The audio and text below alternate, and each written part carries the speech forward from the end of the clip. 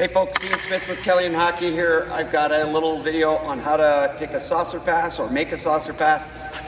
Basically what ends up happening, think of a frisbee, throwing a frisbee.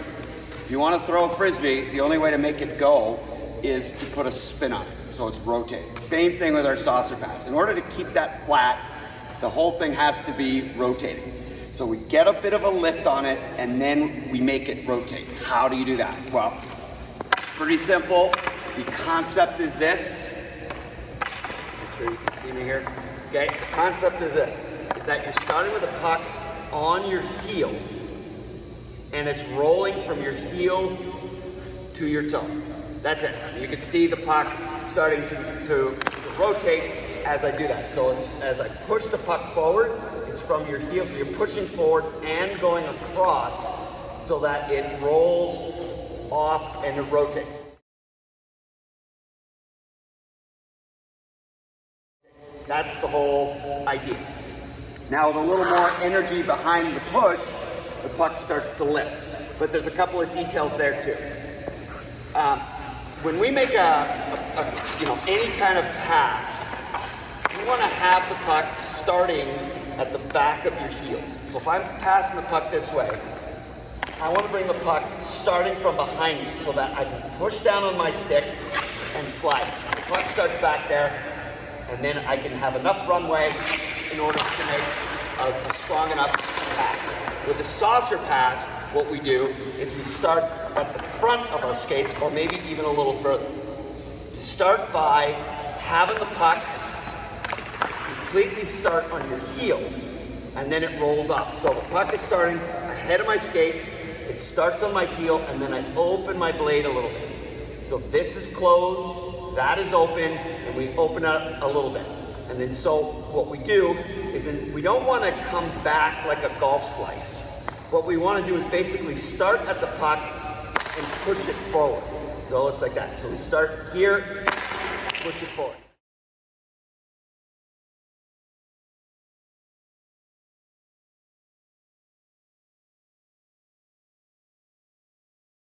And you really only need that much height when you're making a quick saucer pass. So here's a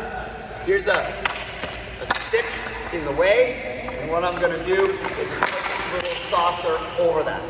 Puck lands flat, it's rotating, and it does not need to be high.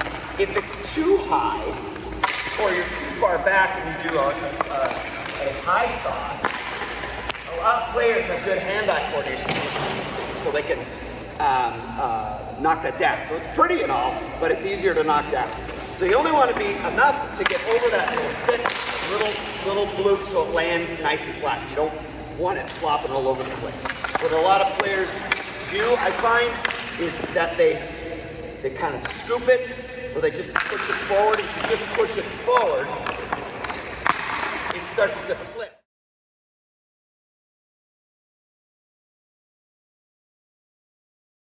Because you're not getting any rotation. So it just ends up being starting on your heel, and you kind of cut across the back. Oh, not great.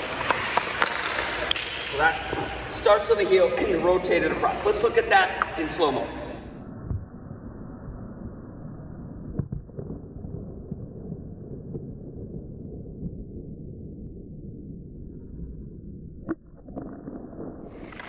Now, if you want the puck to not go far, your chip starts and you kind of stop it.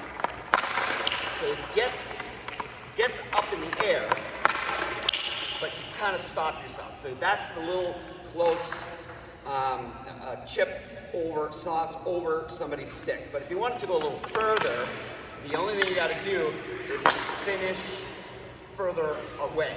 So you're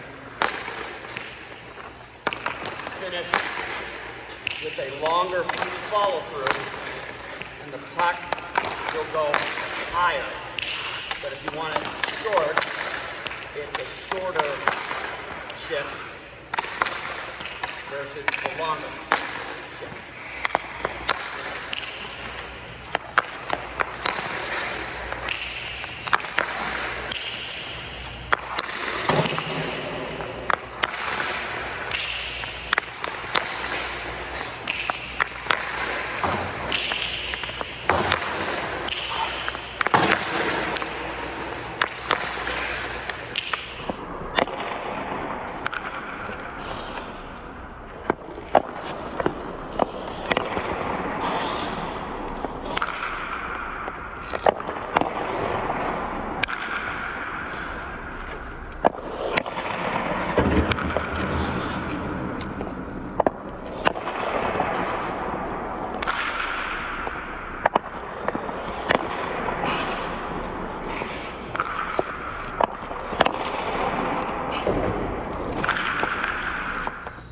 So when you're starting out, what you want to do is start with the puck on your heel and basically just start rolling it off. And so what you might want to try to do is, go towards the boards, and so the puck will bounce back at you, but just sauce the puck so that it lands before it hits the boards, and so it could bounce back out. So you're just starting there with this quick little loop. For example, another place I'll do it is when everybody's picking the puck and picking the pucks up in practice or whatever, and the puck's got to go back to center ice. Always sauce the puck.